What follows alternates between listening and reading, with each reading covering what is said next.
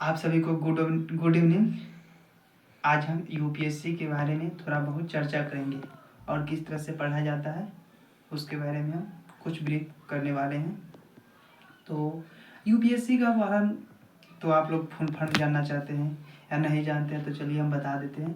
UPSC का full form होता है यूनियन पब्लिक सर्विस कमीशन, यानी कि संघ लोक सेवा आयोग। यह एग्ज़ाम केंद्र सरकार के एक संस्था है। यूपीएससी एक स्वतंत्र संस्था है जो एग्ज़ाम को कंडक्ट कराता है।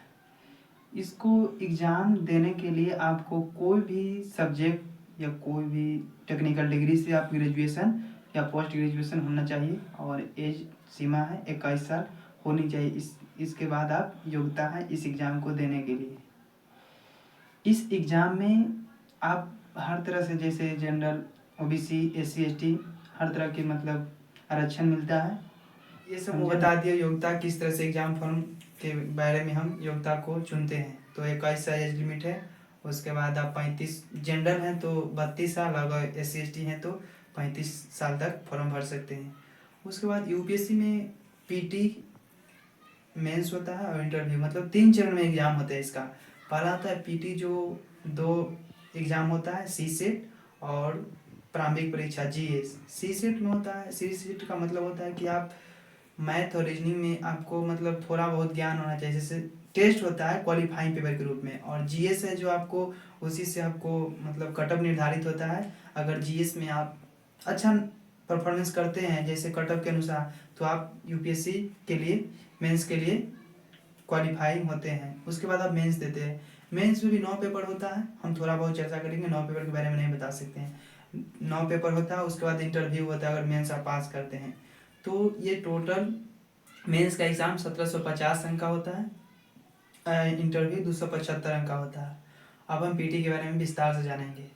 सी सेट में यूपीएससी की प्रारंभिक परीक्षा में 2 पेपर होता है, एक सी सेट और दूसरा होता है जीए। सी सेट का मतलब होता है सिविल सर्विस एप्टीट्यूड टेस्ट, यानी कि इसमें मैथ, रीजनिंग और सी सेट का जो जनरल नॉलेज एबिलिटी होता है, मेंटल एबिलिटी, उसका प्रश्न पूछा जाता है। सी सेट में टोटल 80 प्रश्न होता है और 2.5 अंक का होता है। एक प्रश्न के लिए 2.5 अंक होता है। उसमें आपको 4 गो आप मतलब 3 गो गलती करते हैं और एक सही करते हैं तो उसका नंबर लेस कर दिया जाएगा, यानी कि आप 0 पर आउट हो गए। जिस तरह से हम आम बोलचाल में बोलते हैं कि 0 पर आउट हो गया है, उसी तरह आप 3 गो क्वेश्चन को रॉन्ग करते, एक को सही करते तो आपको टोटल गलत हो जाएगा।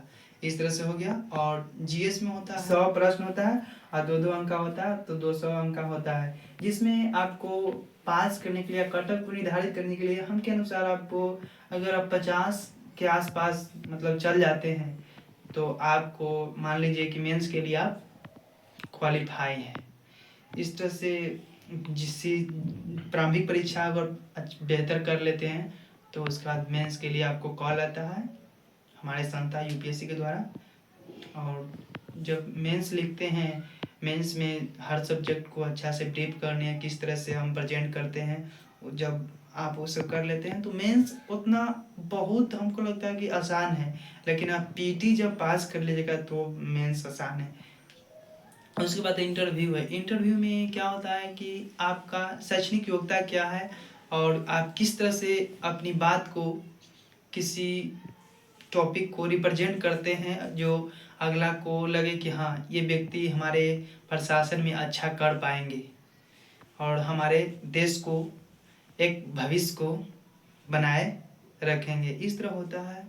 अब देखिए इसमें नौकरी कौन सा सर्विस आता है। अगर एसी क्लास को सर्विस देखें, फर्स्ट क्लास इसको कहते हैं, जिसे आईपीएस हो गया, आईएएस हो गया, आईएफएस हो गया। तो जब आप आईएएस कम उम्र में, जैसे होता है कि आप 21 या 22 साल की उम्र में आईएएस आईपीएस बनते हैं, तो आप 30-35 साल के उम्र में आप बढ़िया सेक्रेटरी पद पर जाते हैं। तो आप 35 साल की उम्र में जैसे कोई कैबिनेट मंत्री हो गया, उनको, जैसे प्रधानमंत्री हो गया उनको सलाहकार, इस सब से आप इस मतलब हमारा कहने का मतलब इतने हैं कि आप पढ़िए बढ़िया से मन लगा के, और उसके बाद आप कम उम्र में जब ये सब सर्विस के लिए आप योग्यता बन जाता है आपका, तो आप 10-30-35 साल की उम्र में बहुत अच्छा खासा रैंक पर चल जाते हैं, जिससे आप भारत के किसी भी एक सर्विस को आप एक हैंडल करना, मतलब सरकार को आपको इतना विश्वास होता है कि ये बंदा है जो एक सर्विस को बढ़िया से, जैसे आप कैबिनेट हो गया, वित्त हो गया, इसके आप सेक्रेटरी बन जाते हैं तो बहुत आपको ज़िंदगी ऐश में गुजरने वाला है। तो इसीलिए आप यूपीएससी की तैयारी मतलब अपना जीवन जीने के लिए भी कीजिए। और ऐसा नहीं कि नौकरी नहीं लगेगा तो हम आईएएस नहीं बन पाए तो हम क्या करेंगे ज़िंदगी में, बहुत बेकार हो जाएगा। जीवन जीने के लिए एक दो दिनचर्या होता है हमारे लिए, वो भी यूपीएससी का ही पार्ट है।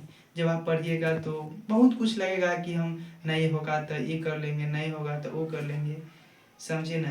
कैसे एक कहावत है कि ज्ञान नहीं रहता है तो कुछ नहीं आदमी के रहता है, जीवन जीने के लिए भी कुछ नहीं। अगर ज्ञान है आपके पास तो आप हर चीज़ कर लेंगे, समझे ना।